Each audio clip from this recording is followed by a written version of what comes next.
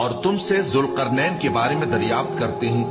کہہ دو کہ میں اس کا کسی قدر حال تمہیں پڑھ کر سناتا ہوں۔ ہم نے اس کو زمین میں بڑا اقتدار دیا تھا اور ہر طرح کا سامان اس کو عطا کیا تھا، تو اس نے ایک سفر کا سامان کیا، یہاں تک کہ جب سورج کے غروب ہونے کی جگہ پہنچا تو اسے ایسا پایا کہ ایک کیچڑ والے چشمے میں ڈوب رہا ہے، اور اس چشمے کے پاس ایک قوم دیکھی۔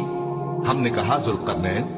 تم ان کو خواہ تکلیف دو خواہ ان کے بارے میں بھلائی اختیار کرو، دونوں باتوں کی تم کو قدرت ہے۔ ذوالقرنین نے کہا کہ جو کفر و بد کرداری سے ظلم کرے گا اسے ہم سزا دیں گے، پھر وہ اپنے پروردگار کی طرف لوٹایا جائے گا تو وہ بھی اسے بڑا عذاب دے گا، اور جو ایمان لائے گا اور عمل نیک کرے گا اس کے لیے بہت اچھا بدلہ ہے، اور ہم اپنے معاملے میں اس سے نرم بات کہیں۔ پھر اس نے ایک اور سامان سفر کیا، یہاں تک کہ سورج کے طلوع ہونے کے مقام پر پہنچا تو دیکھا کہ وہ ایسے لوگوں پر طلوع ہوتا ہے جن کے لیے ہم نے دھوپ سے بچاؤ کی کوئی اوٹ نہیں بنائی تھی۔ حقیقت یوں ہی تھی، اور جو کچھ اس کے پاس تھا ہم کو سب کی خبر تھی۔ پھر اس نے ایک اور سفر کا سامان کیا،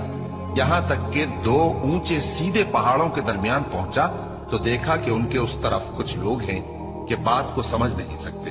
ان لوگوں نے کہا کہ اے ذوالقرنین، یاجوج اور ماجوج اس علاقے میں فساد کرتے رہتے ہیں،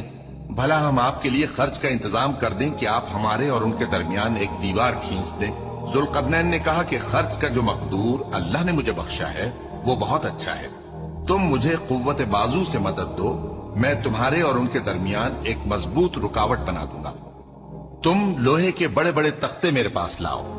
چنانچہ کام جاری کر دیا گیا، یہاں تک کہ جب اس نے دونوں پہاڑوں کے درمیان کا حصہ برابر کر دیا اور کہا کہ اب اسے دھوکو، یہاں تک کہ جب اس کو دھونک دھونک کر آگ کر دیا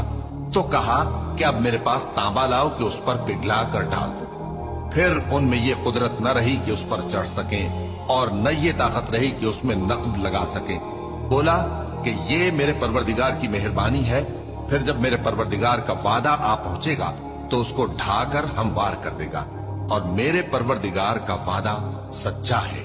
اس روز ہم ان کو چھوڑ دیں گے کہ روئے زمین پر پھیل کر ایک دوسرے میں گھس جائیں گے، اور سور پھونکا جائے گا تو ہم سب کو جمع کر لیں گے، اور اس روز ہم جہنم کو کافروں کے سامنے لائیں گے۔